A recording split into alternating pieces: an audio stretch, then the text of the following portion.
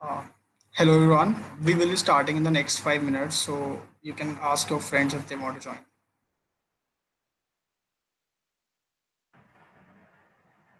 Just waiting for Shashank, sir. I guess he'll be here in a couple of minutes.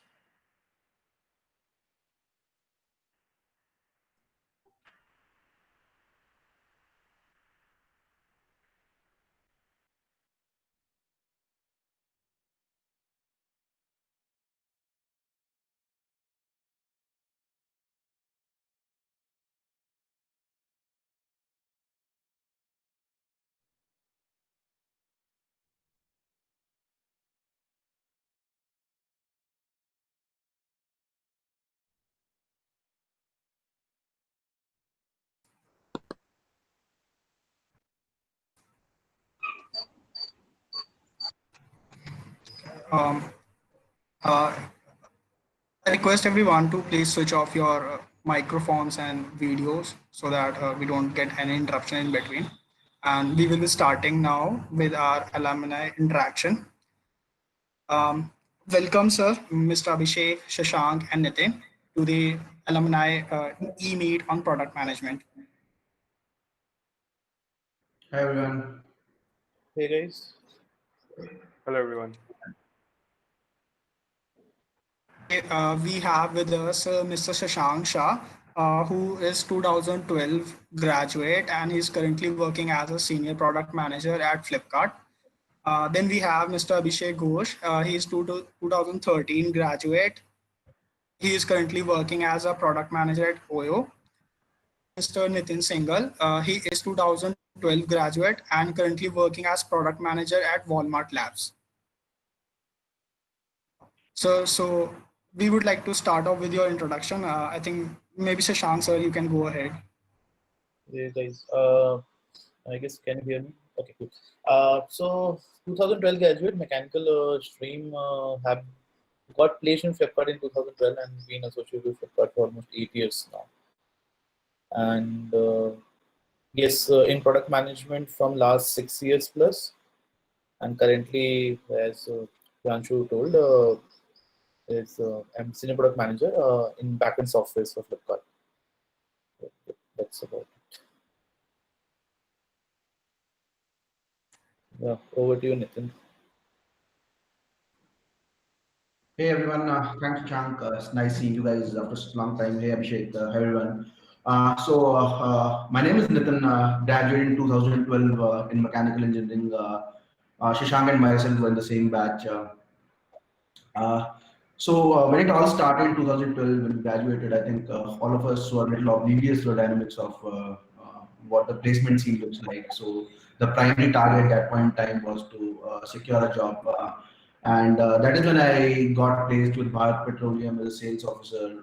But as days passed and I started exploring, got introduced to fields like analytics and product management. So analytics was a buzzing domain at that point in time.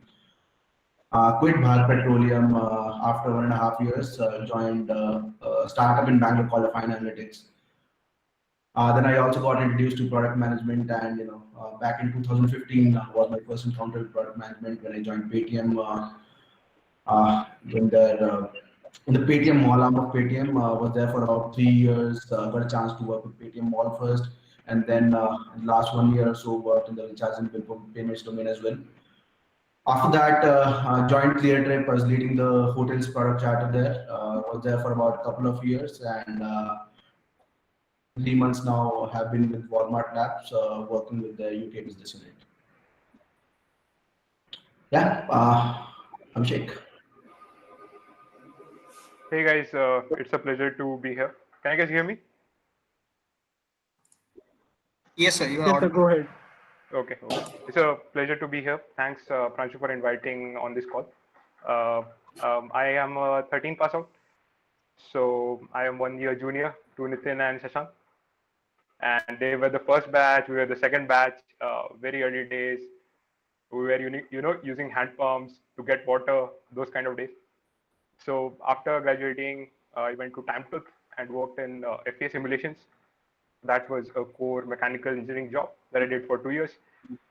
I changed tracks, went for my MBA, And after my MBA at IIM Bangalore, I got into OYO as a product manager. They have been working for the last 2.5 years, and currently in my role, I work for new market expansion in the Brazilian and Mexican markets. Introduction about. Thank you everyone for the lovely introduction. I think let's get started with the what the panel discussion is all about today. It's about introduction, like it's a thing which is getting a lot of hype nowadays, especially among undergrads as well. Like earlier it was more a role for MBA people, but now people from BTechs are also trying to get into this domain. Like if you Google product management, we usually get that like picture of a Venn diagram where they say that a product manager sit in between of design, business, and technology. Should be more than about that. So let's get started with what product management is, and yeah, maybe we can start with Shashank. Okay, so again, let me put it this way. So yes, product management as of now is a buzzing field, and it has been a buzzing field in like on last 2.5 years or so. People are now coming to product management. And at times it feels like people are not able to understand what product management was. And if you really see, product management has been there for almost 20-25 years. It's not like a new field or something which has been there in the industry. It has been there in the industry from early 2000 itself. It's just that it was not highly, probably people were not aware of it. Essentially what has happened. It's a field that has been in this from 20 years, in at least not in India for sure. Because if you really see in India, the IT buzz itself started happening in the early 2000 or probably in the mid 2000 segments. 2012 or 2008 or 9 segment onward, all new startup culture started happening where there's a need of let's say, when you really talk about let's say business, as Pranshu mentioned, right, there are 3 things, right? There's a UX is there. Talk about something called technology or the code development as such, and then there's a business, right? And all 3 combination lead to product management. For me, it is much more than that. There are just 3 pivots to it, but product management is actually much more than that. It's living in the, for me, it's more like living in the life of a person who is going to use a product and figuring out how to make the life simple for people who are around you or who are basically trying to use something. Essentially, just solve the problem for the people. It's as good as a problem solving, or just help people in terms of scaling the things and make the life much simpler than it has to be right now. That is what, for me, the product management is as simple as that. Probably Nitin and Abhishek can put more light on top of it.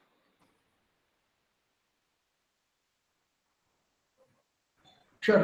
Thanks, Shashank. So Pranshu, as you rightly called out, right? If you Google what product management is, you'll come across that Venn diagram which says a PM sits at the intersection of business, design, and tech. But I believe there is a very important, in fact, the most essential element, the 4th element, which is the user, from where the entire story starts, right? When we talk about product management, I think it starts from what the user needs are, what the user grievances are in the product that is there at the moment. What is it that can be done better with that product, both in terms of improving upon the existing stuff and also build something which does not exist but is a real user need. So I think these 4 essential elements effectively constitute the role of a product manager. And I think the product manager role has kept evolving from a general management role to something which has become more niche. And alongside it being an art which entails general management skills like stakeholder management, you being an effective communicator, IQ, etc., a lot of other things. I think there's core skills that have started creeping in and become an important part of a product manager's portfolio. Required to code. You did not have a technical background, but I think something as a core tangible skill which has started becoming important, and I see that becoming even more important in coming days. And regardless, you are intrigued by a product manager role or you have plans to pursue a product manager role or not. But I think everyone, and I urge everyone to take up courses on machine learning. You're at a stage in life, where you might not be very clear around what you need to do in future. But I think this skill is something that everyone must possess, and I'm sure it is going to come in handy at some point in time or other. There was also a perception about MBA making a difference to your career as a product manager. So personally, I don't think it matters that much. I believe an MBA at times might be a gateway for you to enter into product management. Day-to-day job of a product manager at Flipkart. Let's take it company to company. So, couple of things, man. So, if you really ask, you're probably when you talk about product management as a core, right? The core work remains the same as Nitya. At the end of the day, user is what is important, right? And that is very core to product management. Things which are very core to product management and for which a product manager always thrive upon, or let's say when you have to become a very successful product manager in a certain domain, or the thing that is important is user. At the end of the day, you are making something for a user and the user is going to use it. And if the user is not going to use it, there is no point of creating any product as such. So the basic core tenets of product management in any organization, for a matter of fact, remains same. Example being given, when we let's say hire product manager and we take interview, they are very generalist kind of a discussion which always happens. It's not like okay, go and some coding, solve this particular problem. Nothing of that nature. And every person will have a very different approach to solving a problem. So core tenets remain the same, and that's where we will probably in further down this session we'll cover about the core competencies is what we call it out. Coming to Flipkart, what happens with their different product managers? They are working in different domain. The problems are different. Like example being, I work in a backend domain where we buy products from the vendors and then we sell it on our platform, right? I handle that particular product. So now on a day-to-day basis, I have to interact with it's a business, how business wants to deal with vendor, what are intricacies of vendor, whether vendor, what kind of things I should do for the vendor so that vendor is happy. The requirement, understanding the user, what they exactly want. So if you really see in a generic term, I'm understanding the user and what their pain point is. But that pain point comes at a very differently in terms of their needs. Okay, I want this or I want that. So domain to domain, that might be very different. That's one. Second, so once you collect this requirement, there are a lot of industry research is very important because you don't want to build a product which is very highly customized, highly product is highly driven to a certain set of users. And at times it happens you will try to gauge the knowledge from outside also, okay, how other people are trying to do it. So a lot of industry research is involved. When you say industry research, how the other users, which are not your core users, how are looking at the product essentially. So that's the second part of it. Once you collate this, then you kind of start doing the problem solving on it. How I will solve this particular problem. So that's the next, and day your majorly of the work is revolves around that, where you are meeting a lot of folks. If you see what is the highest thing that a product manager do is talk to the user a lot. In the complete day, if I have to, let's say I work for, let's say 8 hours a day, my maximum amount of time, probably 5 hours, will go into talking to the user, essentially. And it can be in any form and shape. Probably giving the demos is another form of it, getting the feedback from the user, or understanding their requirement becomes another form of it, taking their feedback. So that's one. One thing which clearly pointed out by Abhishek, ki janitor wala aspect, or the hard call aspects is what we call it out, is prioritization. The ruthless prioritization that you have to do. You don't have infinite amount of resources. And let's be very honest about it, you will never have infinite amount of resources. And you have to take ruthless calls. Okay, if I do this, what is the benefit I will get? So data analytics becomes very core tenet. Data-driven understanding and data-driven decision-making becomes a lot important. Then there are people aspect of it, how we are going to convince people to do this and do that, and there are certain people aspect to it, understand people, so that becomes the fourth tenet for you. at the end of the day, you have to make sure your product successes. So you have to strive for it, and hard towards it, and okay, this has to be done, this has to be done. So from Flipkart standpoint, there are major things that I generally do. Backend software, not heavy on end users. So there are different aspects. Even probably if Nitin and Abhishek are working on the end user aspect, there's a different body language and there's a different type of input and output which comes out essentially. It is more like you talk to the user, understand their requirement, do data analytics, do industry research, and then do the problem solving. And for developers or UX guys to make that particular product happen, and then give it back to the users to use it. Till day is what it is. Not everything is done in a day, but over the course of probably 1 month, I'm definitely doing all these activities. So we, Abhishek and Nitin can put more lightly if something different they're doing. Yeah, Nitin, why don't you take this forward? Sure, About absolutely. Walmart. So in the last 6 to 7 years, I've had the privilege to work across 3 different companies on absolutely different products. So at my tenure with Paytm, I got a chance to work on the seller side of things and also on the consumer side of things. When I was with Cleardrip, it was primarily on the consumer side of things. And now at Walmart, it is both the consumer side of things and also enabling platforms that allow internal team to set up content for the consumers. So I think all of these 3 experiences have been absolutely different altogether. So if I talk about the experience at Paytm first, it started with the seller product for Paytm Mall users.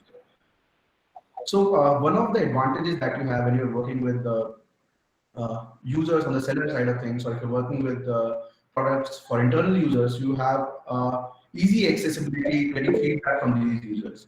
When it becomes slightly different and challenging when it goes to the consumer side of things. So if you want to reach out to consumers who are using, let's say, the Paytm app or the Cleardrip app or the Walmart app, it becomes slightly challenging to get first-hand feedback from these users. So that is where you also need to build that art of how do you gather the right amount of information, the right set of data points from the users that you can actually bake into your product to make it better. So when we talk about the user side of things, so if you talk about, let's say, people who are using the Cleardrip app, the mobile apps, the design becomes a very important component. So you need to be absolutely critical with the design. You need to be working very closely with the design team, making sure that you're very critical of the components that are going on the mobile app or the web app. And that is one of the reasons, why I joined Cleardrip.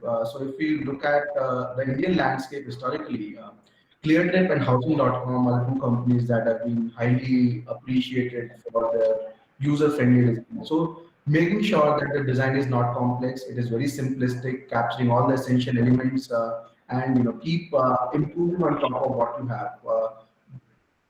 Having said that, a lot of data analytics goes into making that happen. So you keep evaluating, keep running a lot of A/B tests. So for tests for things as simple as changing the color of a CTA.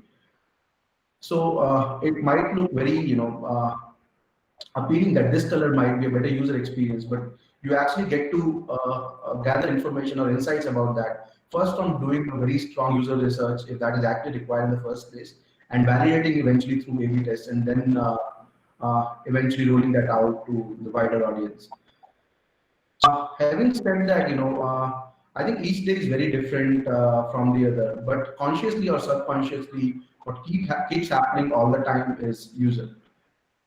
So it all starts with I believe that statement. To give an example, I believe that statement could be, I believe that adding products on the checkout page might lead to a better user experience and also might turn out to be a profitable business perspective for the company. That, and then what you start doing is you start exploring solutions around that, start talking more to users, and think around what are the potential solutions that could be deployed to solve for the we believe that statement.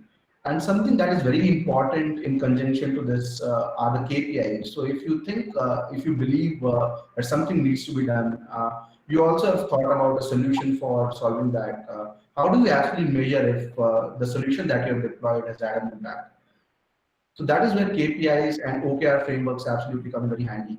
So you define a bunch of KPIs. So for example, one of the things, a KPI that you can define for the feature that we're talking about, adding products on the checkout page, is that what are the drop-offs, what is the conversion rate, and what is the additional monetary benefit. So if we figure out, if we are doing okay with these three KPIs and it has had the feature has had a positive impact eventually, I think that is where we are certain that this is actually user and to the company, and then do rounds of iterations, keep going back to the user, checking with them how is it working like, and yeah, that is how it goes. Keep improving, keep talking to the users, keep figuring out what we need to do, and then most part of it, keep executing that. Yes, let's go ahead with you, Abhishek. Yeah, yeah. I guess depending on the stage of the company, it varies a lot. Like for Shashank and Nitin, they're in the more mature products. Both Walmart and Flipkart have been in the market for quite some time, and I guess they're refining, they're refining and optimizing, adding new product lines. For Oyo, it's at a growth phase, and especially when it comes to new markets, which is my current area, it's like very hyper growth, you can say. Like a lot of things are happening, a lot of new ideas. We don't have time to do a lot of things. We miss steps when we launch product. That happens because we don't have the bandwidth. So for me, typically, in a day, what happens is I get up, I check up my emails, maybe some important stuff on my emails, one quick round, then do a daily sync with my team, and we discuss, hey, what changed yesterday, what's happening. We do some prioritization, like these are the key things we want to focus on today. And then after that, you have some pre-planned meetings for all the different projects that are going on. Maybe you're talking to the customer team, maybe you're talking to the testing team, maybe you're talking to the development team. So all those meetings are set up, and you attend those meetings. And in between all this, you also, I typically keep some me time, new ideas, or what more can be done to improve a particular product, launch some feature, or anything else. And after that, usually there are also some business reporting meetings. You have your team meetings where you are deciding what to build, how it is being built, and how it is impacting.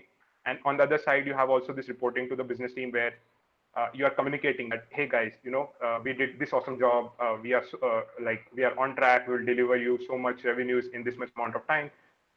That's another part of the communication that you need to do. That's how a typical day goes. So you have, emails, daily syncs, prioritization, all these work meetings, and then a sync with the business team to communicate. These are all the projects we are doing. These things are on track. We are getting this much value. That's what a typical day would look like for me. Thank you, everyone. So I guess most of you told about user research, that how everything is dependent upon the user. Like you do hypothesis testing, A/B testing. So can you go more deep into how you perform user research? Actually, do you take user interviews or through any feedback forms, or what are the strategies that you follow at your company? So Abhishek can go first this time. Yeah, sure. So user research, given the nature of the company, it's very, very lean. Lean in the sense that last year we had 5 hotels in Brazil, 10 hotels in Mexico. That's it. How do you do user research, right? It's a big challenge, especially for a growing company. So most of the time, it's just talking with the industry experts. In my case, who have been there, done that, hotel industry experts. You just talk to them and see what are the best things that are happening in the industry, what are the best products in the industry. So a lot of competitor analysis. In terms of user testing, we do it, but in my case, it's not very relevant yet, as the user size hasn't increased to that scale. While a Flipkart or Walmart has a lot of users, right, where you can just go to a target segment for them, and we don't know who they are yet. So this a competitive survey and expert analysis is the way it happens in my case. Okay, so maybe go ahead with Nitin. There's a comment on the chat saying the voice is not audible. Am I audible now? Is it better? Yes, it's clear and audible. So I think there are three ways primarily that I would go about doing user research. So first, getting first-hand data from users, and that is a very general statement when I say gather first-hand data from the users. What do you actually speak to the users when you start? If you have a phone call with them, or if you're meeting a bunch of users, what are the questions that you actually ask these users? So to keep it more interactive, I'll ask everyone. So let's say people who are fitness enthusiasts and plan to work out daily. How many of you plan to work out 5 days a week next week? So probably people would ideally figure themselves out working 5 days a week in the next week. But if I ask how many times did you work out in the last week, the answer might not be 5, right? So when we ask users or try to gather feedback from the users, we should not invoke the ideal selves of the user. We should really check for is what was the historical interaction with the product. So my question to a user when doing a user research would start with how did you time interacted with, let's say, ClearTrip app? What did you do when you last opened the ClearTrip app? So then it goes further into detail. The user says that I went to the hotels page, I did this, I did that. So that is where the user insight, the deep user insights start coming from. But if I go to the user and ask the user, what do you actually want on the ClearTrip app? I might be invoking the ideal self of the user, and I might not be capturing the right, the feedback that I want from the user, and that would actually help me in building the right product for them. So that is one way. The second most important objective way to looking at what could be done better, and it's indirectly a feedback coming from the user, is data. Is very important, but you also need to have an opinion when you have data. So people might say, if you just have an opinion, you are just another person with an opinion, no data. But if you have data and if you don't have an opinion, I think you're just another person with data with no opinion. So I think data and opinion, when I say opinion, it's more around art side of it, are absolutely important. Keep looking at various modules that you're working on. What are the components on that particular module? See what are the user interactions with all of those modules, which are the ones that are adding value to the user, which are the ones that are creating distraction for the user, not adding any particular value, but in a way causing a derogatory user experience. So data as a core, I think, can be really helpful when you are conducting a user research. That in conjunction with that feedback directly coming first and from the users, I think can be really handy. Third one, I think, is a very important concept that I got introduced to when I was at ClearTrip, is something called as brand surveys. So what we do is we invite users, and these users are not told that we represent ClearTrip. So for them, for these users, we're just an agency conducting brand surveys. And in a very neutral manner, these users are asked around, questions like so if you talk about the competition landscape in travel industry, if you talk about Make My Trip, GoIB, Go ClearTrip. So questions like, if you were to associate Make My Trip, GoIB, Go and ClearTrip to a film star, who would that film star be? So questions like these, bring out subtle feedback from the user, and putting your heads around what that might mean, and trying to bring out a comprehensive picture around that leads to gathering what you can actually do with your product and where you actually stand.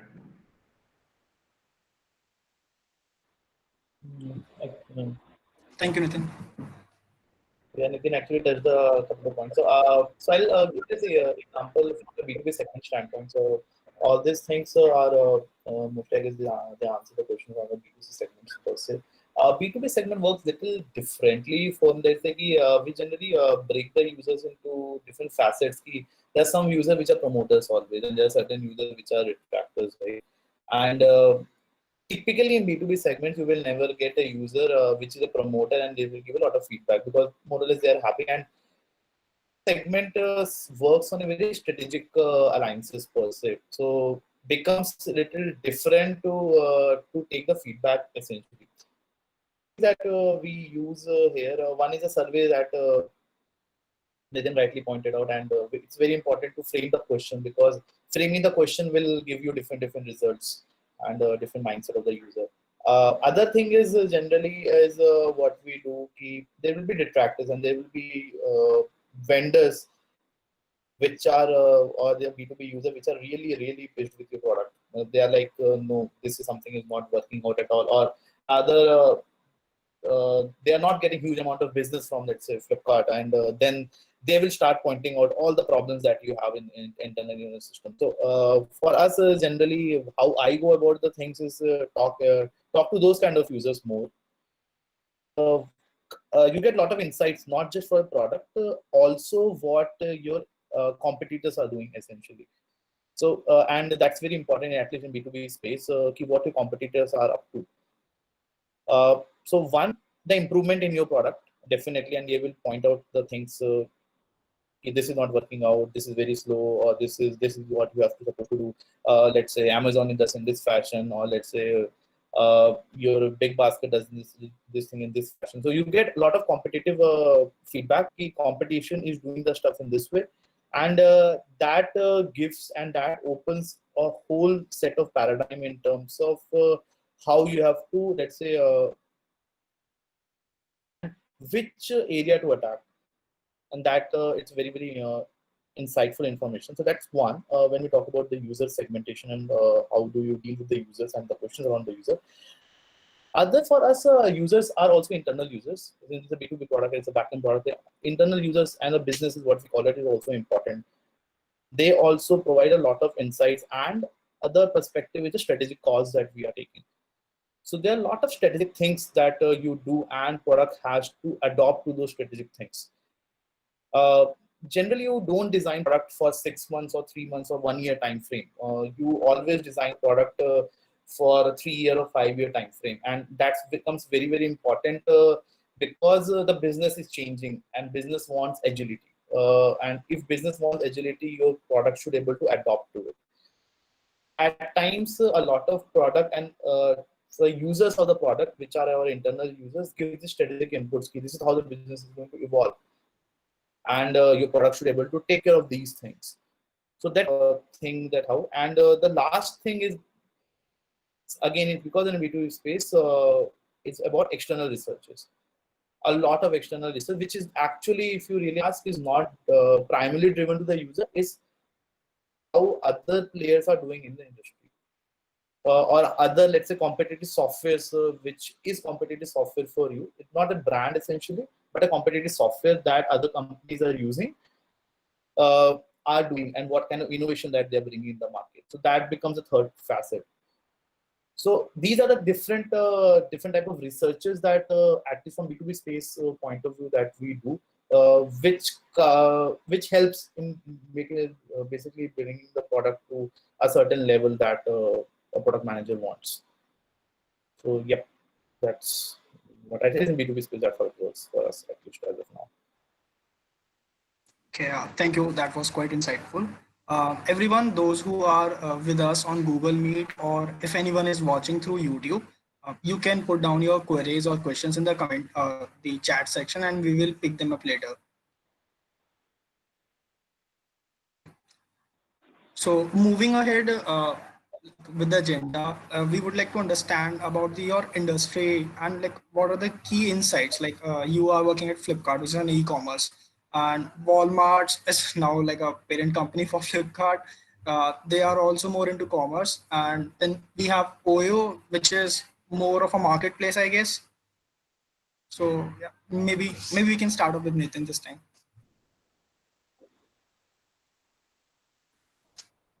Sure. I think, yeah. So basically, what has happened is, penetration. If I talk about the Indian market particularly, I think there's been a lot of internet penetration. And if you look at the recent article, I think it was published a couple of days back. the online payments target that was set up by the NPCI for this entire year has already been achieved. So that in a way shows, how tremendous has been the internet penetration in India. And I think there's an equally big potential in the e-commerce space. So if you look at the Walmart's investment in Flipkart, I think that is a big testament for that. Unprecedented times that we have at the moment, probably the users that have gotten exposed to online shopping and internet in general has been, there's a big set of users that have been exposed to internet probably for the first time in their life, and not just when I talk about internet, I mean the internet products, for example, buying online. And I think there has been a sentiment that people are acknowledging the convenience that online shopping brings, which they never experienced before. So I think going ahead, it is going to be a game changer. And when we talk about the Indian landscape, right, we always talk about the next billion users, because India is such a huge market, and it has been absolutely untapped at the moment. So we're just scratching the surface, as has been a general notion. And I think there's a lot of scope, not just for the e-commerce space, but that entire internet industry in general.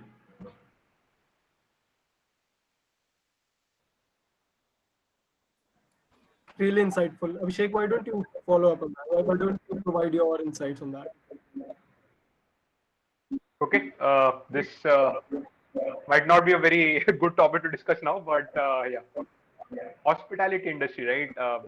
It typically, I think it's around 9% of the global GDP is all kinds of travel and tourism industry constitutes that much.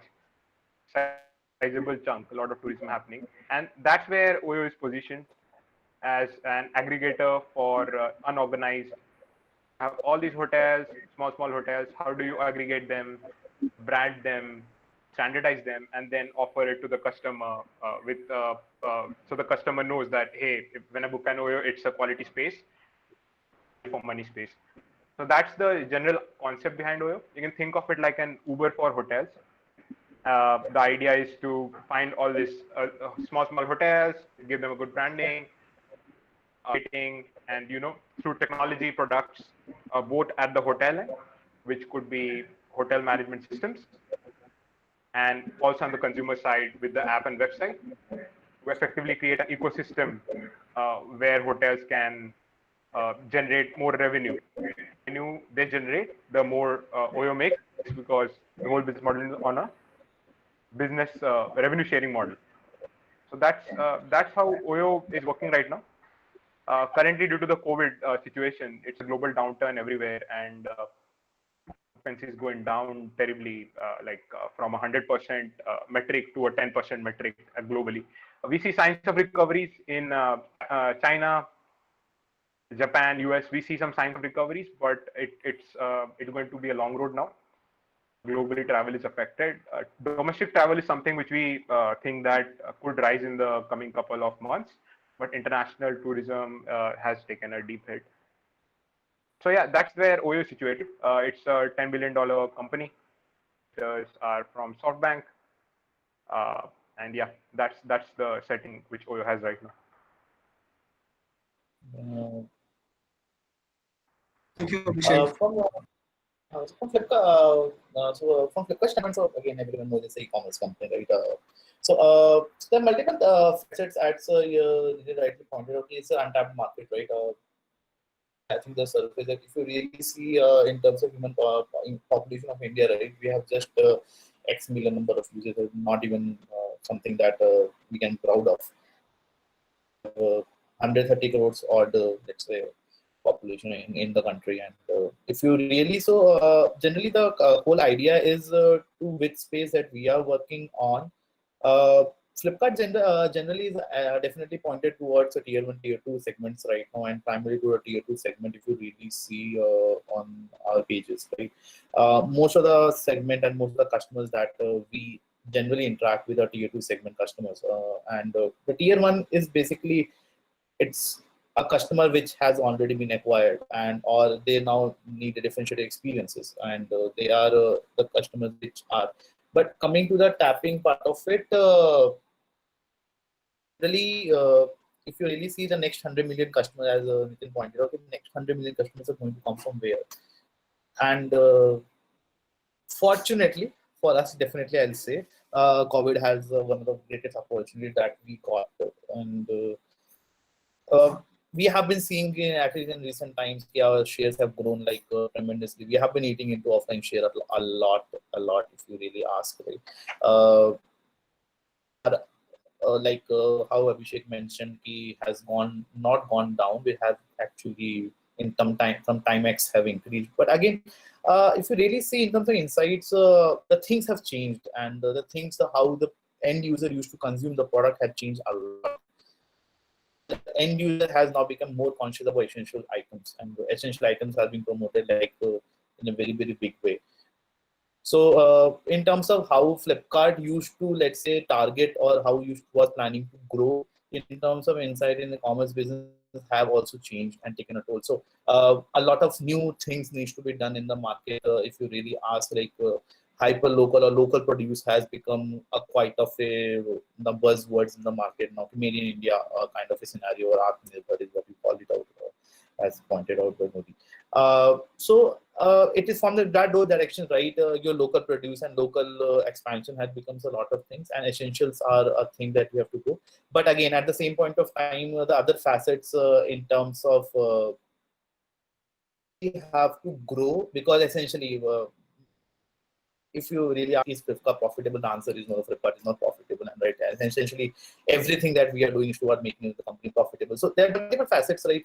First, we increase the revenue overall to gain, capture, and market to a maximum degree, and that's where the next 100 million customer comes into play. The second play is general profitability play, where we want to grow the categories which are going to be a profit pool for the company, or we are going to have certain services which are going to be profitable, like fintech is a classical example, and your ad businesses becomes a classical, monetization of the website becomes a classical example in that direction. Segments like fashion industry, right, which is a huge revenue generator as well as a huge bottom line generator, that becomes another facet. So from an inside e-commerce, definitely yes, but whether Flipkart is going outside e-commerce segment, definitely it has shown sign in terms of, let's say, fintech expansion, the kind of fintech expansion like PhonePe association that we have, like the Flipkart group of companies, the PhonePe that we have, it has that kind of play. And then coming towards your profitability pool. So how to grow the profitability pool in the e-commerce space? A lot of acquisition, the recent acquisition you might have heard about the fashion space, right? In that we have acquired some experts in stock. Again, it's more towards going the direction of, let's say, how the profitability of the company should be. So yes, those are the different facets, at least two different facets that at least we have been working right now, and we will be continue working on those facets, primarily from being amount of differentiation and huge amount of, let's say, gap between us and Amazon for sure. Because if you really see in the Indian e-commerce eco space, right, was 95% of the segment. It's Flipkart and Amazon, right? The rest other players are just 5% to 7% of the segment. So the whole play is around how much share I'm able to eat from offline business, that is 100 million, and how much I'm able to eat share from the Amazon. So that's about it. So yes, that's core of really how the Flipkart is operating right That was nicely put. Thanks to all of you, all three of you. Next, we'll move on to a very important question. What are the core skills and competencies that you would look for in a product manager? How to become an effective product manager?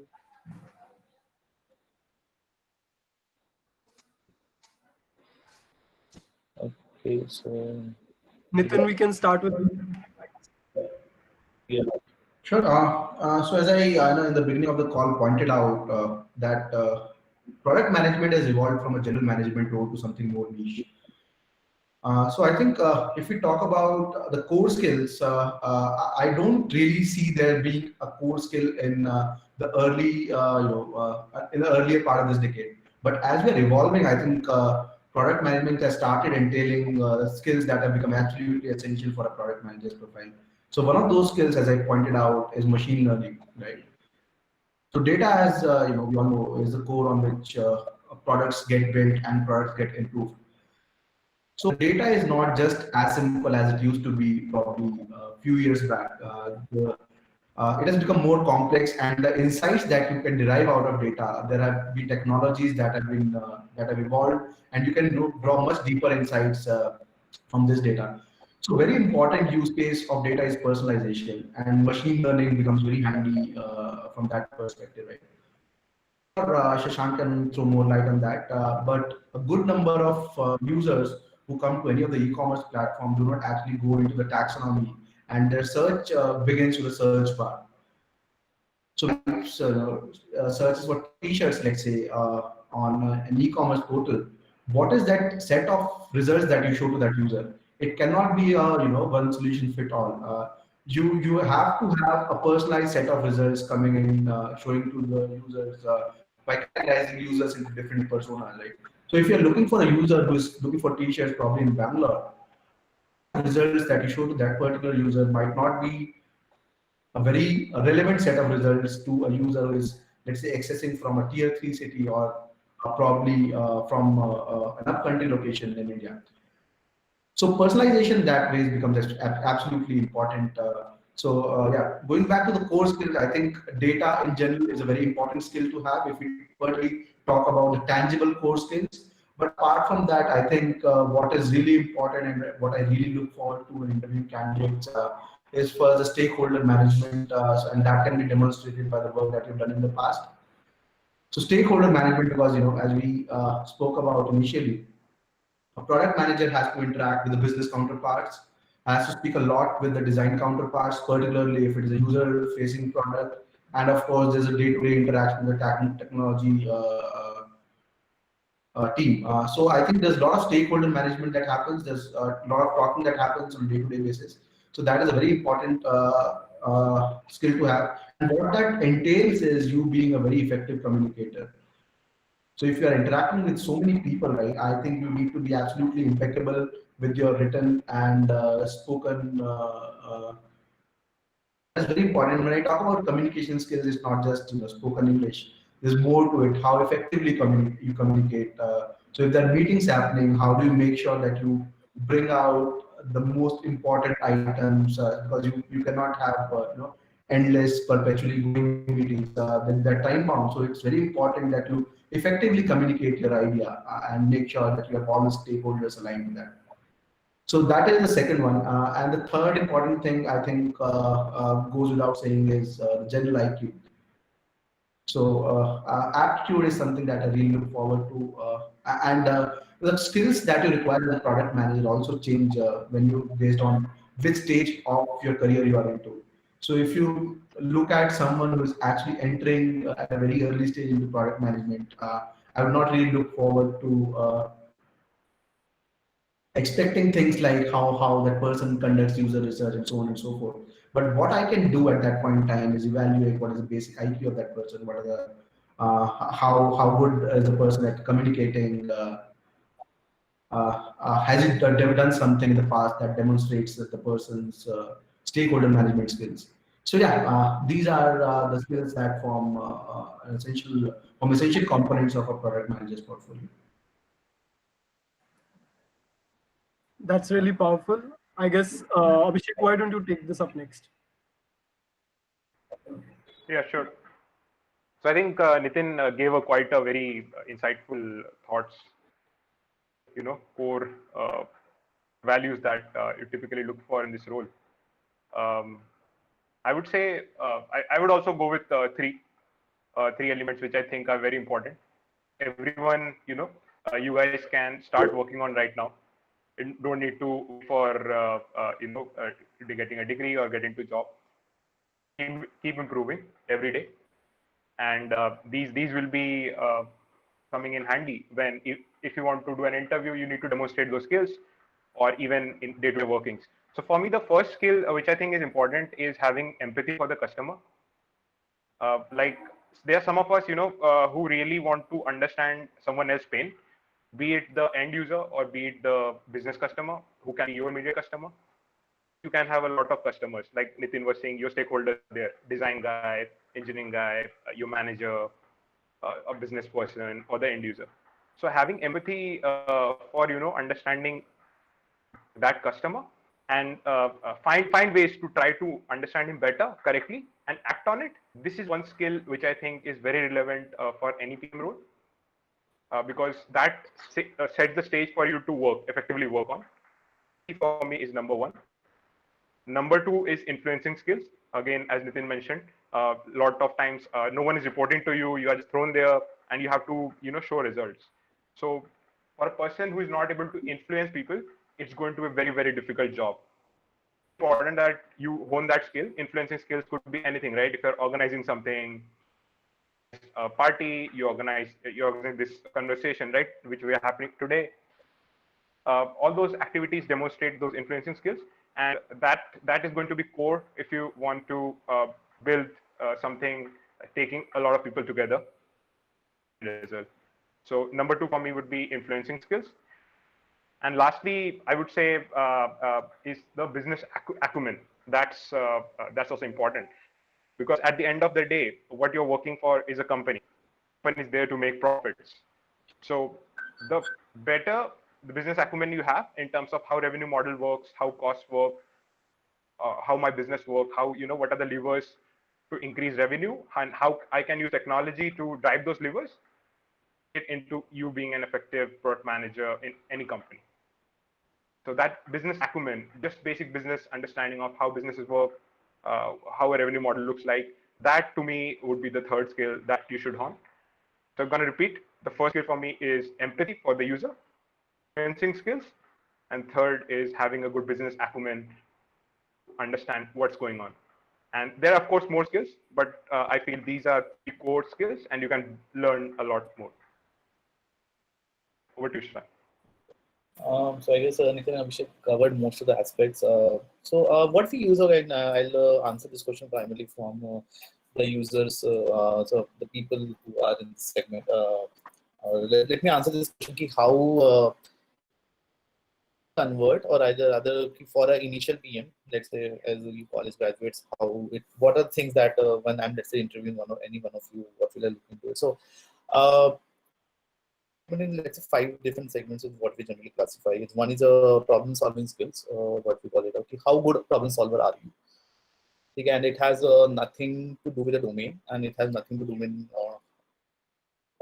how you it has nothing to do with which problem you are trying to solve and what background that you come from. There is no whether you are a graduate or whether you are a MBA, doesn't matter actually at all.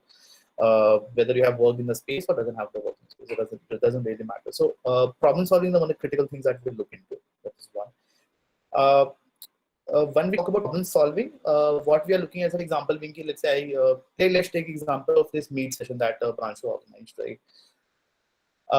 So the whole idea is how you're going to organize it. Now, let's say he is keeping different sessions, right? There's a product management session that we are taking right now. Then there might be a government job ka session that he keeps it.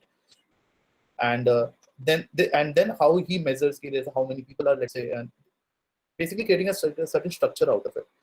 Okay, this is the problem. Okay, now you have to, let's say, interact with alumni, and you have to get the knowledge from the alumni. This is a simple problem statement. Now, how you're solving the problem statement. Now, you have to appeal to both alumni to give their knowledge to the customer. Equivalently, at the same point of time, this will be useful for the, let's say, attendees who are attending these sessions, right? So this is one thing that we critically look at it. And problem solving is, let's say, you conduct a fest. That's a problem statement in altogether. Now, how effectively you are able to solve the problem, and what we definitely look into is a structure, whether you are able to structurally break the things or not. Let's say, and typical things that we look into the structure is, let's say, user, whether you are able to understand the user or not, whether you are able to understand the core problem solution, problem statement or not, or third, whether you are able to give a simple solution. So solutions have never to be complicated. Solution has to be always very simple in nature. And then how you're able to measure it, as Nitin pointed out, the KPI. So this is a problem statement or a section that we look into it. Couple of things that we don't look for the entry role is like product thinking. How long-term is your solution? That is generally a lesser things that we look into. Aspect of domain or business understanding, as Abhishek pointed out, is something that for entry guy we don't. But if he understands the business, it will be really great.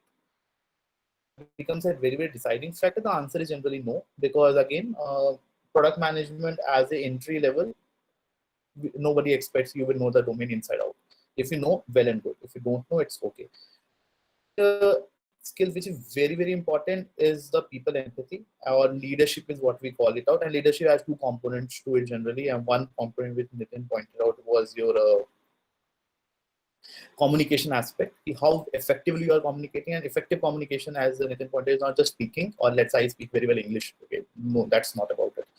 It's about what kind of message. Even you can speak in Hindi, and if you are able to communicate the crisp lines properly, it's more than enough. Or you are an introvert person and you don't know how to speak. If you can write effectively, that's more than enough. Communication part of it. And then the next is with Abhishek pointed, empathy part of it. Are you an effective listener? A lot of times you will able to apprehend the problem or correct problem statement when you are listening to the user very, very deeply. Let him express his feelings very, very deeply, and that half of the time it solves the problem. So whether are you very good with the people? So that's another aspect of it. And the third most critical aspect in the entry level PM is execution abilities. Are you a ruthless executor or not? Are you able to take up something with the help of, let's say, in terms of problem solving, you get help, but are you effectively able to execute it properly or not? And those comes out to be, let's say, Pranshu conducting multiple sessions. Let's say that one might be one of the example, or let's say there is let's say fest coordinator, and he has given a job. Let's say there is a marketing guy, and he gets, let's say, 20 lakhs of budget, or 1 crore of, let's say, sponsorship from X people. So that becomes a route. Now, very important in terms of how you are getting to the goal. But when things become dire, it's all about, okay, you have to get it done. So that is another thing. For at least my entry level things, we definitely look into that aspect, whether you are a ruthless executor or not. What kind of big execution that you have done at least. And then every execution that makes you learn something. So let's say if you are a fest coordinator, definitely if I have to learn whether were you just becoming a fest executor or really you understand the meaning out of it. So that becomes another, like creating multiple sessions by Pranshu can be another aspect to it. This opportunity in this area, right? A simple, let's say, leading. Let me not even talk about leading. Let me simply talk about are you able to contribute to a certain department or not? That itself becomes a very, very simplistic way to learn how ruthless executor you are. It's more about learning. It's not about putting on the CV. Important point, at least for the entry level guys. And that becomes very, very prominent when you are put up in the situations while doing the interviews. If said, how will you execute it? What are the things that you will do? And if you have experience in those directions, you will start automatically thinking, I will do this, I will do that. Ask about the position of stakeholder management, and that's where the stakeholder management comes into play. How effectively you are able to convince people this is, and the convincing, it has multiple facets. You convince using data, you convince using, let's say, personal relationships with people, or let's say just a top-down approach. This is what has been said, and you have to do it. So primarily, again, from an entry-level guy, problem solving. Structured problem solving is what I will rather say. The very, very communication skill, which comprising of people empathy and effective communicator and execution skills. These are three things definitely we'll look into. Not from the CV standpoint, but how you approach to a problem or a situation. That becomes more important. And yeah, that is what I wanted to cover in this section. Thank you so much. That was that was all of it. Most of the students wanted to listen. To get into the entry level roles. The next thing would be if you can describe like what are the goals in the product domain at your organizations. Like I know few of them are like business analyst, product analyst, and associate product. So if you can give an like light on that. Maybe we can go with a Yeah, sure, guys. Actually, the answer is very easy for me because Oyo has been hiring only MBAs and seasoned product managers, like who have 3 to 4 years of experience. So because the company has grown so fast and it didn't had the like a lot of work had to be done and needed like senior leadership. So in terms of entry role, I would say at OYO specifically is people with a lot of experience are coming in. We generally don't have any pressures if colleges, and yeah, so that's the Or unfortunate. in general. You can give an idea in general and as per your firm as well, like specific to your company. Multiple facets to this. So what I've seen happening is there are two type of broad categories. People who start with product management, and these are typically the associate managers that you spoke about. And when I talk about these candidates, right, these are mostly companies like Flipkart, Walmart, Oyo. In fact, all the big companies at this point in time in India and overseas. It starts, so these candidates would typically be from these. I think the trend has started schools now more, and that is one of the reasons why I said an MBA degree could be a gateway for you to enter into product management from other domains. So these could be people from the tech domain, could be analysts. These guys eventually transition into product management in the company they're working for. So if you talk about entering into product management, I think these are the two main gateways. So particularly for me, when I joined Paytm, I joined in the business analytics team, and even within a couple of months I got going from. But generally that does not happen. So if you're actually started with some other domain, you'd actually either might need to go for a higher education, probably in MBA, or try to transition within the same company. So I think a lot of companies now, I can speak for Walmart. They've started programs wherein they want to equip aspiring product managers from other domains to enter into product management as an associate product manager. That is how the landscape looks like at the moment. Answer to your question. So let me take it up. So Flipkart has one prestigious program called EPM program for BTech graduates at least. We hire so as of top IITs only, primarily from older IITs as of now. We'll see what we can do this year. So that one of the things that at least I have been trying to do, and we got at least one success last year. We started hiring the software IIT. We'll keep on working towards it year or next year. We'll definitely try to push for EPM program. So one thing is we have an EPM program, so we directly do an interviews in Europe. So that is one EPM program. That's actually one of the good programs that I will say that exists in Flipkart. So at rightly pointed out, Abhishek and Nitin, so this is one for our entry level program in Flipkart at least. Second is your again an MBA graduates is what we call it, and that's where we hire directly from MBA colleges. So two entry level programs in Flipkart. Entry level programs in other companies. We very well know what product manager roles entail. So basically, if we talk about a program manager, what that role entails typically is movement that is happening around. So mostly around the logistics part. So there are different. We follow the Scrum methodology. So there are different angles in a Scrum methodology. So how it happens is every development effort or every man-hour that you have essentially is accounted for through a sprint.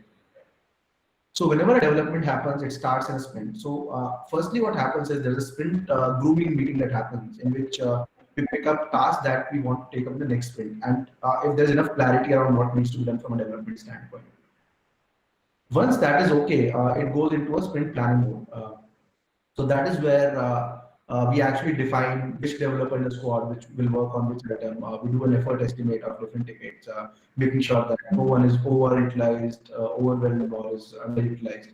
So making sure the tasks are effectively distributed amongst all the developers. And it's not just the developers, as I pointed out, their business counterparts do it as well, the design folks as well. So we make sure in the sprint that is set up that there are proper stories created for everyone in the squad. So once that happens, it goes into the development mode or the execution mode. After the sprint ends, it goes into we start evaluating and doing a sprint retrospective around how it happened. So all of these things that I spoke about essentially are taken care of by a program manager.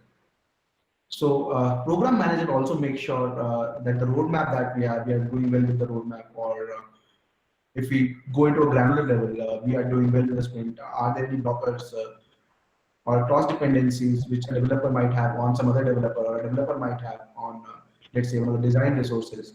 So making sure that all those dependencies or cross dependencies are taken care of, we are progressing smoothly for a given sprint and are essentially on track with respect to the roadmap. Also, if we talk about a program manager, how it typically happens at Walmart is that a program manager essentially is a program manager for multiple squads, wherein there's a dedicated product manager for a squad, but one program manager takes care of multiple squads. So that is aligned in such a way, the squads that might have cross dependencies. So making sure that let's say a squad A has a dependency on squad B, and if there's a single program manager for squad A and B, that person takes care of the cross dependencies that A and B have on each other. Typical program manager role, at least at Walmart, is configured, and I assume it is a similar way at other companies as well. And a product manager essentially goes into conducting user research, putting things that are absolutely critical to be there on the roadmap, prioritizing things that need to go in a particular sprint, making sure if we work backwards, making sure when we eventually close a quarter, if we close a financial year, the things that we have planned on the roadmap have been taken care of. Thank you so much. I guess that's pretty much of it. So we have a question in the Google Meet chat is, can we switch to product management after starting out as an SD initially? Surely I'll take that question because I have been over there. The answer is yes, you can definitely. When you talk about SDs, you are talking about software developer, right? Software development engineer. Yes. Cool. So definitely yes. I have been helping. So as Nitin pointed out, there are things and we also there are programs internally in Flipkart also, and many companies nowadays. Right, and there you. So typically what happens with the internal IGPs, which happen, what we call it the internal job postings, and you can apply on that, and then if you qualify the interview, you can definitely come to the product management side of the thing. So that definitely the answer is yes, you can definitely join a company as a software developer, and if you don't feel like over there and like okay, product management is something that I definitely interested in doing it, yes, you can definitely join it. And internally people help you out in terms of, let's say, getting in touch with the product manager who can help you. For example, me internally, I've worked with a lot of developers, and those developers, couple of developers have expressed a desire to move to product management. So then we sit with them and what is needed, what are the competencies you need to develop, help them in developing those competencies, and work with them for depending upon the person, probably 15 days, sometime 1 month, or sometime 2 months or 3 months also, depending upon how willing he is, and again depending upon how willing his manager is to, let's say, help him, or if he's doing the work outside, let's say, his work hours. So help them out, and then he can very well give the interviews, and if he gets qualified, then he can definitely switch to product management. So absolutely no problem in that. Thank you. So one question that we have is, what would you say is the difference between a product manager who has done an MBA and who has not done an MBA? Is there any like difference in type of responsibilities or growth opportunities in further career? Absolutely not. Let me take the answer to the question. Absolutely not. As I told you, so I in the domain of can I switch to product management, starting in the not HD, I was an MT when I joined Flipkart. So I worked as an MD for 1.5 years or so, and then I moved to product management in early 2013. I moved to product management, and I was in BTech at that point of time. And that point of time, if you really ask, product management was not a budding field, and all the hiring and everything used to happen primarily from MBA colleges.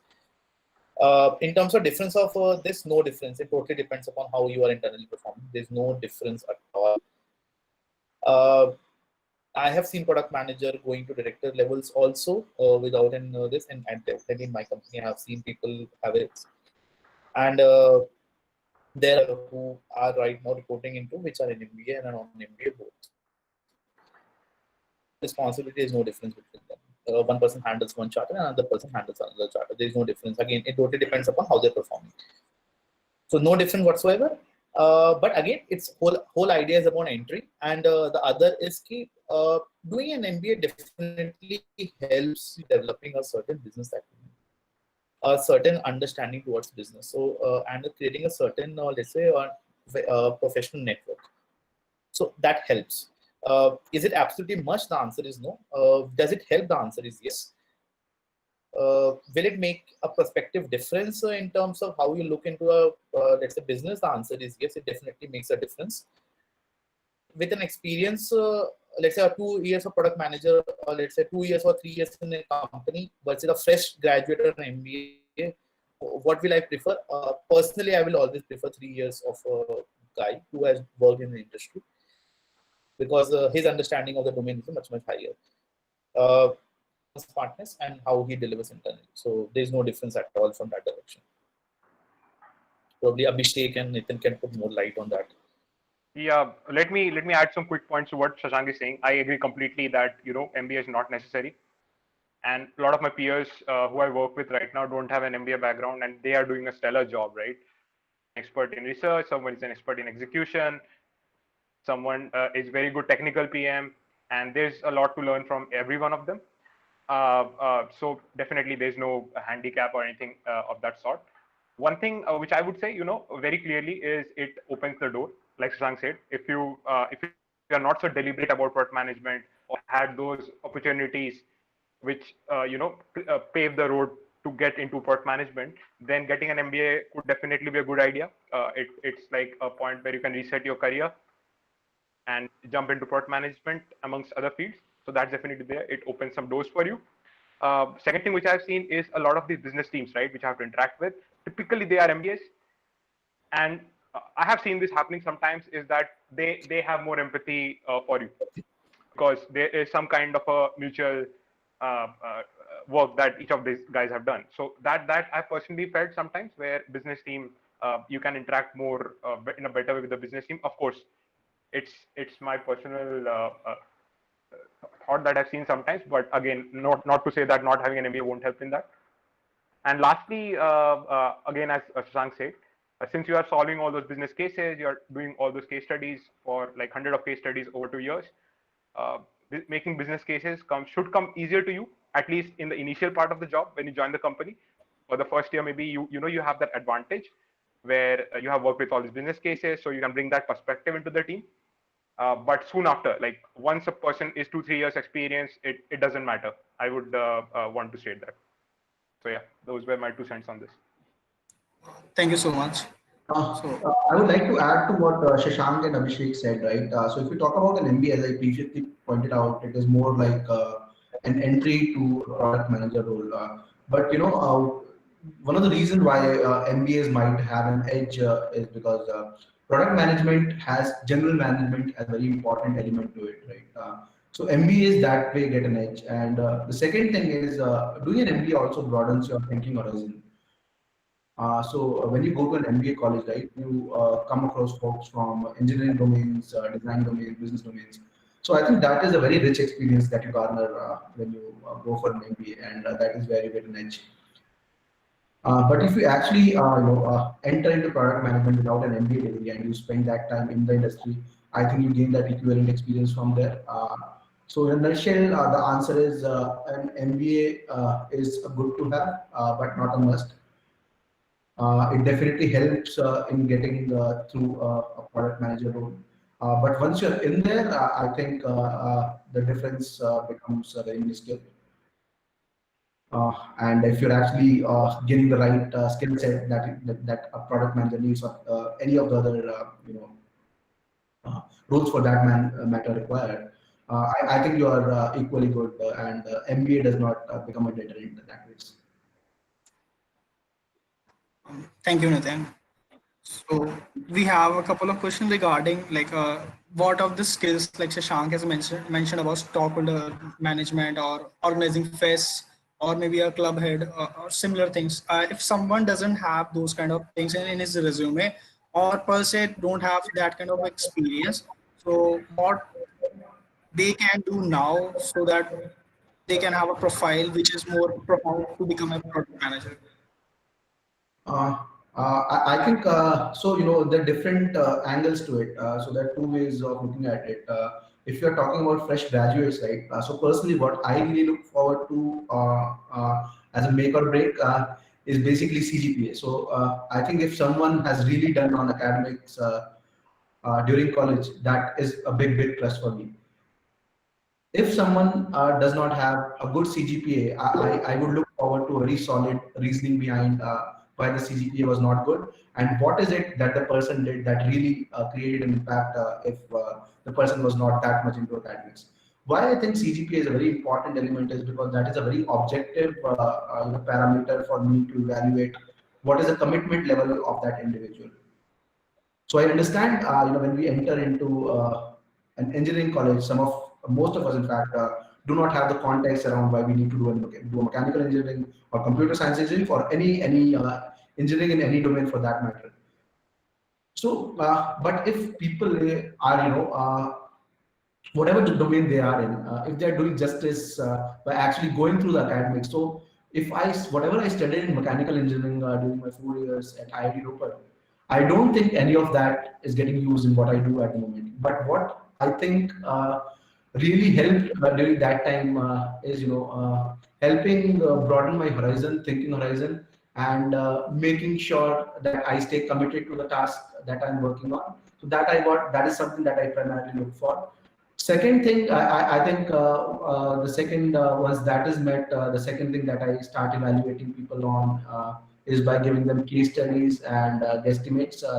So something like if you were to do a capacity planning for a metro station at, let's say, Connaught Place, how would you go about doing that?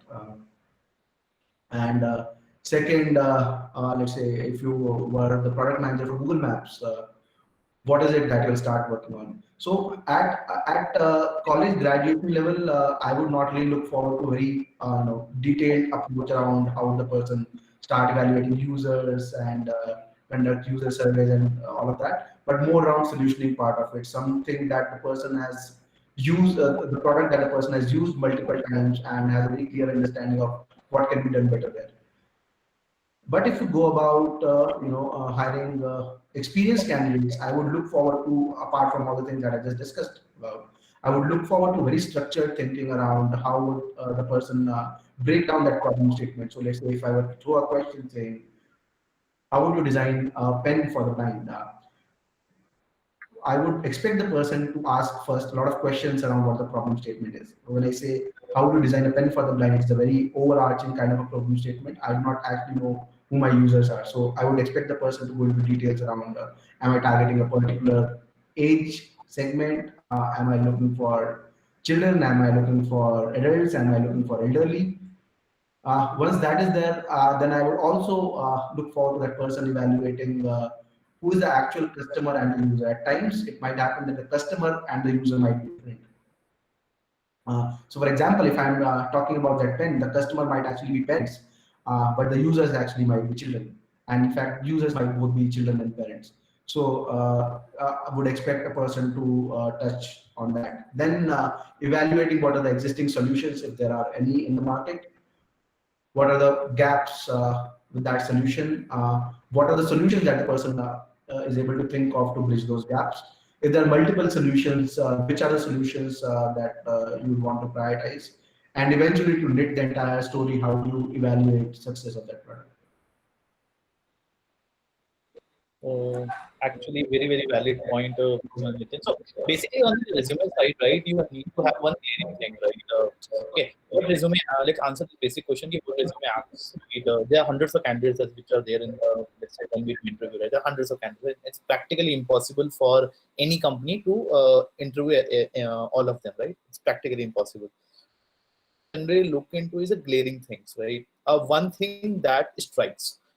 It can be CGPA. Let's say out of 10, my CGPA was 9.5, let's say, or 9. It's a glaring thing.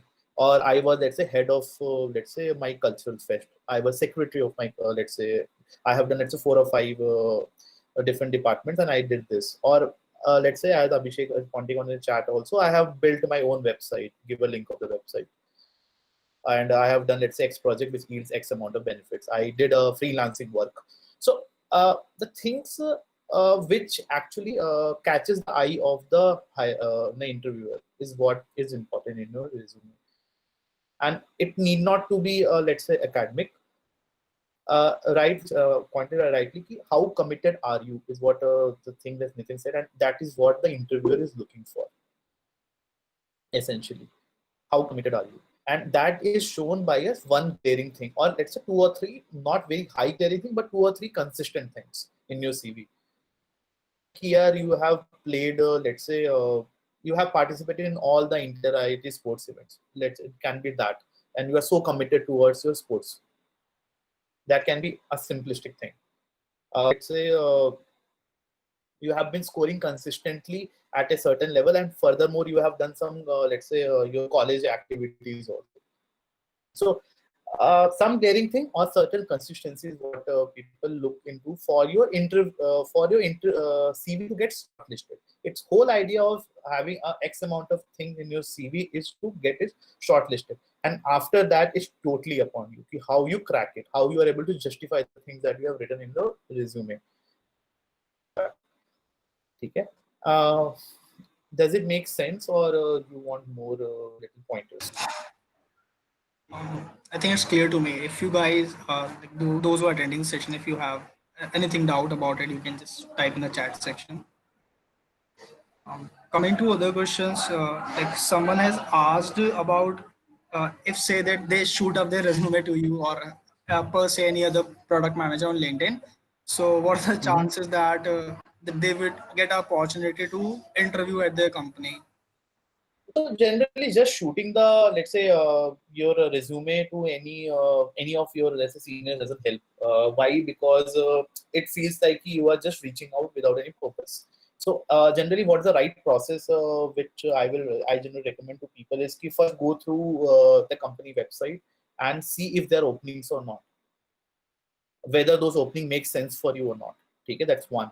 Once you figure out, yes, there are certain openings, and I think, yes, I can, let's say, be little bit able to, let's say, satisfy the needs of that, then probably with that job code, there's generally job codes which anyone, let's say, a snippet, yeah, this is what the company posted, right? Can you help me in that? So that has a much higher success of you getting an interview, because you have done your research well. Yes, you're not shooting into resume to 100 of folks randomly and expecting, okay, I will get a success. Rather than you have put a certain amount of effort and a certain amount of due diligence in terms of when you are applying for anything. So that helps, and that helps also the other person. You have to think from other person perspective also. He will be busy. Right, in a corporate world, generally a statement is like, I don't have time. So you have to understand that the other person will not have time and he doesn't have a priority for you. Okay, so if you give a pointer here, this was a job code, I looked into it, and hence I feel like I will be good, he can just glance it and probably internally post using that job code. It becomes much easier, and for you then to get an interview call becomes a much higher probability in terms of doing that. Or he can simply say at that point of time, no, I don't think so, you will be good enough for that. And it creates a certain communication. The whole idea is to get a communication link in place, and so that you can, let's say, reach out to that person in future. So the things that you can definitely do. Do you, I also read this key,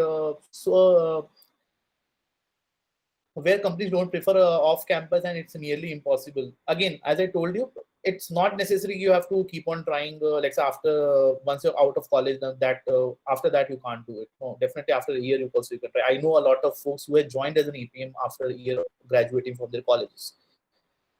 But if you really want to enter into a certain field, keep on trying about it. But that again, that shows the consistency and that kind of shows a passion. There is a guy in my team who has followed up with my super boss for almost 6 months. That's the kind of commitment it shows. Yes, I want to come and I want to work. So you have to show that kind of commitment. Again, it has to you have to be put a right balance of the things you are not, let's say, daily basis or messaging the person, please help, please help, please help, because that then creates a very, very childish kind of a behavior. You have to be a little professional about the things. Be little professional about the thing. Probably do a fortnightly reminders. Can you please look into this? I found out this. Can you please help me out with this? Probably do a reminder after 14 days or a 1 week, depending upon how dire the situation is for you. And generally, people will help you out. It's I have not encountered folks that who don't want to help you out at all. Probably they will itself message you, okay, dude, it's as of now not working out. It's not the right time. They will definitely respond like that. LinkedIn is a very good professional place where you can get these kind of helps. But again, at the end of the day, be professional about it. Don't be kiddish about it. That's very, very important. Thank you, Shashank. Thanks a lot. That really helped, I guess. Since you mentioned something about the corporate life, like people in the corporate life usually say that we are busy, we don't have time. Like, what do you feel? What's the work-life balance as a product manager? Abhishek, we can start with you. Okay. Okay. I was the one to kick this hornet's nest initially. So yeah. Guys, again, going back to the old point, like the job varies completely different. Like Shashank will be doing a completely different thing today.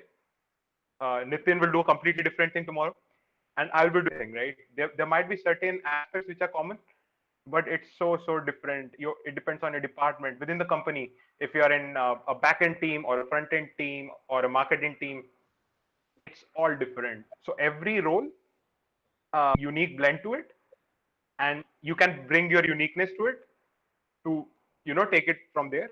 In terms of work-life balance, I would say initially I think it would be hectic for when you're getting into it. There's a lot to understand. It's not something which whatever we say, however books you read, it's not going to happen unless you ship that piece for the first time. So that learning is going to be hectic, no doubts about that. On your time management skills, there are a lot of demands on you. Nitin also mentioned prioritization, right? Because we don't have infinite resources. It all depends at the end on your prioritization skills. There will be always a lot of things to do. It will never end. Like I have a lot of things to do. It's never gonna end. There's a long list. So then bring your focus, like bring the important things to the top, and you commit to yourself. Okay, I'm gonna dedicate this much hours of deliberate work to this piece. Put deadlines for yourself, and that's a way to manage it, because it won't be like like college, we have finish this assignment and you're done, finish this assignment and you're done. It's never gonna run out. Work is always gonna come up. It's never gonna stop. So you have to manage it yourself, and it's up to your abilities. How can you manage your time, manage the prioritization, and that results in a hopefully a good work-life balance for you. If you're not able to do it, then improve on those skills, right? Or then talk with your manager, say we need more resources. But that's the answer to it. You have to manage your own time and make it work. There's no if you don't make it work, you can never catch up to it. It's never gonna end. Work is never gonna end. Thanks for that, Abhishek. That was really nicely put. What's your say on this, Nitin? Yeah, I think Abhishek really covered most of the stuff there. But something that I would really want to highlight is a lot of companies, in fact, most of the companies today make sure that work-life balance is not impacted. And given the unprecedented times that we're seeing today, the focus has become even more. But it really depends on how you manage your time, right? There's no end to it.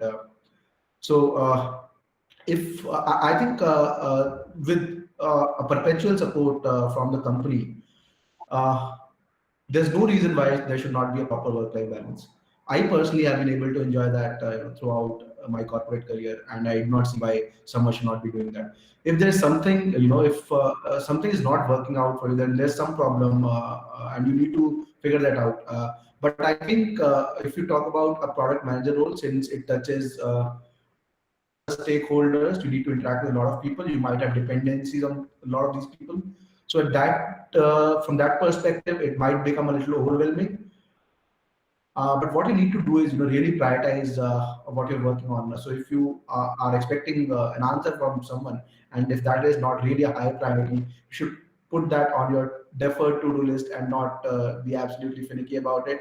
Not panic about things. Make sure you have the resources that you need at that point in time, and making sure what you need in future will come at that point in time, which might not be the need of the hour, but something that will be taken care of eventually. So I think prioritization really becomes very important.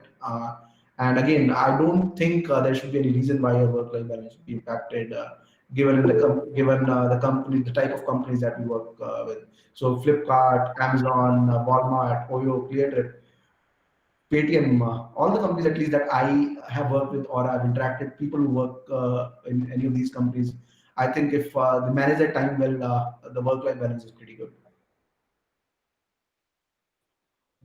Thanks a lot, Nitin. What about you, Shashank? So I guess most of the point Nitin and Abhishek covered. So what we generally say ki, internally at least, you will get finished, but the work will not. So that generally happens every time is what we say it. Again, prioritize the work. You have to be very focused upon the things that are critical for you at any given point of time. Call it 80-20 rule. What help you in achieving 80% of your goal, and what generally and it's applicable everywhere. Actually, it's a very generalist principle, right? Your 20% of your 20% of your things will make sure you will get 80% of your work done. That will come from the 20% of the thing. So we have to be very, very decisive enough to figure it out. What is that 20%, which will help you in covering that 80%, and just keep on doing it. If you guys are interested, there are a couple of books that you can read it through. There's a book which I am reading nowadays, Eat That Frog. It's a nice book. You can read that book. It helps you in terms of, let's say, it tells you how you prioritize your time management and what are the things that you should be doing at any given point of time. How do you stop procrastinating about the stuff, and then how to prioritize things. Gives you tips which you have to start enabling and implementing in your day-to-day life. That's one. Both of them cover prioritization. What makes you do your work effectively for 80% just by putting 20% of the effort. That's what the key is. It's what we call 80-20 rule. Simple. And it is applicable, frankly, everywhere. When you are studying also, you cover some X amount of work, right? So that you get higher amount of grades. Applicable. When you do, let's say, when you play a sports, applicable. When you, let's say, organize an event, applicable. So just start using that thing effectively and you will get to it. The book name is Eat That Frog.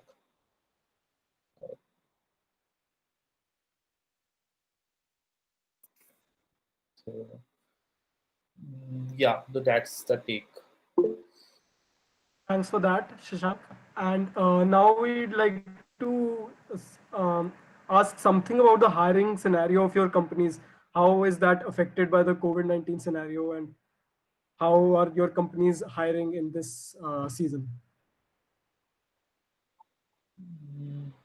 So Walmart is going absolutely crazy about hiring. I think never seen such high amount of people flowing in. We've recently set up a development center in Chennai, so not just product management, but generally higher than ever. So nothing impacted, and one of the reasons is COVID in a way has triggered online shopping behavior for users across markets, be it UK, US, India, or any other country for that matter. I think every e-commerce parent, primarily Walmart being in the grocery space, more phenomenal. So the hiring is on its peak, no impact. In fact, from a business and hiring perspective, things are on a positive side. Makes a lot of sense. Yeah. Same for Flipkart. Though definitely not crazy about hiring for sure. Again, not nothing craziness. It's absolutely as normal as it can be. And like how we hired last year, I guess probably the same amount of hiring is something that's going to happen this year also. Uh, Being consistent in hiring throughout the times, that's what it is. Nothing crazy, just normal hiring which has happened last year also. How do you, Abhishek? Okay. Yeah. So again, going back to the point, hospitality industry, COVID, boom, gone, right? So it has not been really, I would say, good time for any hospitality company. You must be seeing that Emirates laying off, Booking.com laying off, layoffs in Oyo as well. So it's going the opposite, right? When you have your revenues drop and your funding is limited, how do you survive? So companies are trying to survive, cut down costs, a lot of those actions going on. So from a hiring perspective, I think till the end of the year or next year, I don't see a lot of new hiring activities happening. It's more about keeping the people we have and just surviving this through moment. It's actually pretty bad in certain companies. Fortunately, Oyo has some funds, but still it had to lay off a lot of folks. So it's the reality of the situation, guys. No one wants to hear this, but you guys are going to be part of this COVID generation. So be aware that it's a reality. Businesses can get hit at any point of time. Right now, it's the hospitality industry, but if the vaccine is not coming out in this year, a lot of other industries, a lot of my peers, can get affected as well. So yeah, it's that's the reality of the situation for Oyo right now. Hope for the best. We get the vaccine and see recovery, and then come to turn around. And of course, the online businesses, they are getting a boom because with all the people staying inside and they have all these needs. What's the digital parallel of this physical need, which is shopping or experiences, right? So that's where all the e-commerce companies, all the online companies are getting a severe bump up through this phase. Right, right. So So, next, I guess we'd like to. Just let me add one point. So nothing to be afraid about the whole event of this next guys. The one thing you have to be very cognizant. Let me give the cycle wala stuff. One thing that we also see. So when we joined at least IIT Ropar, right, in 2008, that was again the recession time frame. Lucky enough to join college at that point of time. But if you really see, that cycle keeps on happening, and we will recover. So as a whole civilization aspect of the thing, that we have been recovering. So and I guess most of you are going to graduate next year, right? Not this year. Hopefully that things will become a little stabilized, or rather people will start adopting to the new ways of the things. There are problems with certain industries and space, and those industries will eventually figure it out how to survive this. So economy and let's say whole industry will not be remaining like this for next 1 year. It can't. Overall world economy or Indian economy on that aspect, right?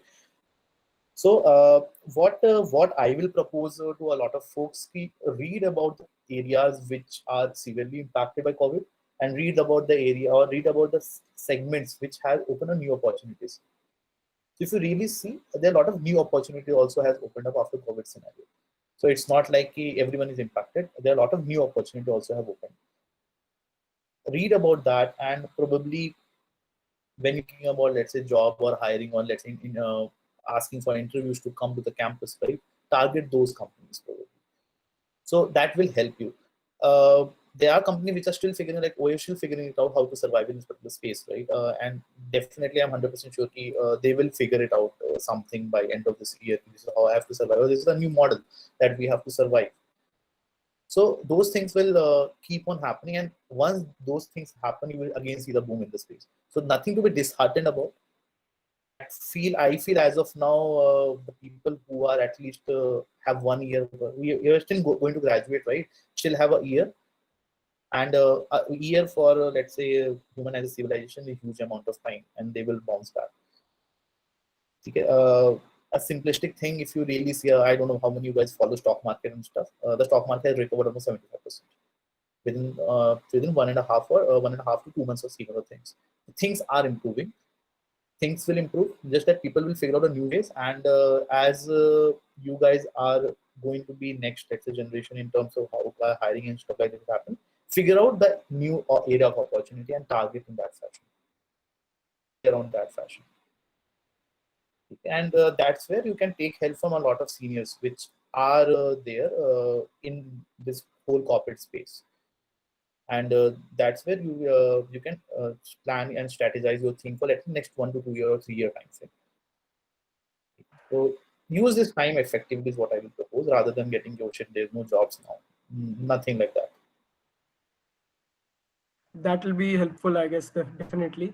And that was reaffirming too. Thank you for that, Shashank. In the meet, I'd like to ask one last question. What would be your parting advice to aspiring product managers at IIT Roper?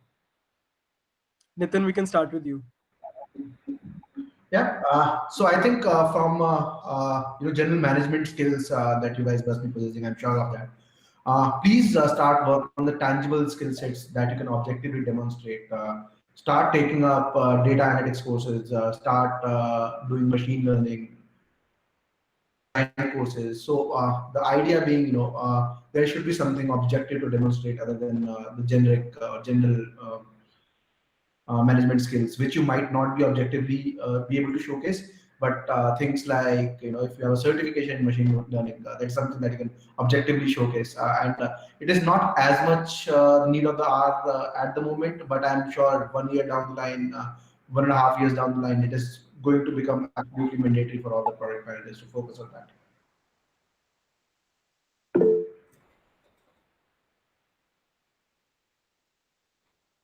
Yes, Abhishek, you can. Yeah, Abhishek, you can take Okay. it. Yeah, to add to that, I think Nitin covered the basis there. So there is all this time you have right now, maybe, working, you guys are at home, the situation. So enjoy this time, I guess. Don't take it too seriously, right? Like I didn't figure out when I was passing out that, hey, I'm gonna do, MBA, or I'm gonna do product management. You might have some aspirations, so work towards that. If product management really interests you, what I would request is, build something. That's the best way to understand if you're really interested into it, and that's something which really excites you. So do a small project, do your hobby project for yourself, make a website, an app, learn it. There are tons of resources available. Or see the process. As Nitin was mentioning, some courses are there available online. So just go through that process, and then you get a glimpse of what actually you are creating and what you are getting the job for into. And that clarity will help you when you guys graduate. That clarity will help you to check whether this makes sense for me. And you also have this demonstration with you, which you can present to people and show that, hey, I'm interested in this, I have done this, let me try out there. So that would be my only advice to you guys.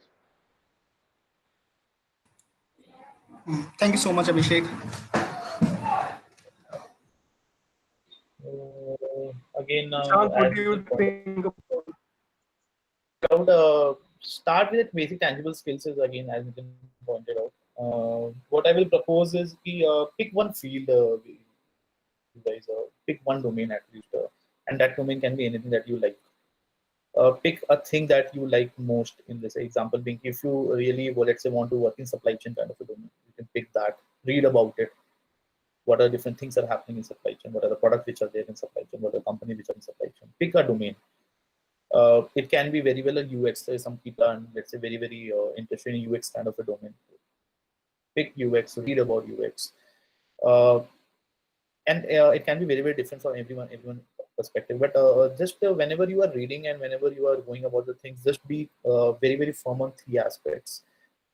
One, you should be able to understand what are the core tenets of your domain, and you are able to effectively problem solve any problem in that, and you can simply pick up on those aspects of it. Let's take example here. I picked the UX. What are the core tenets of UX? How UX is developed? What a journey that UX has gone into? What are the new things which are coming in UX? Can you develop something in UX? probably develop some key capabilities that Abhishek is pointing out, probably learn, let's say, Adobe Photoshop and do let's say UX development in there. Figure out the software which are helpful, what are the key design tenets or key design principles are used. So pick up an area, develop your a little amount of expertise in that area, and that area can be anything which you like. Let's say somebody likes to do stuff, let's say food space.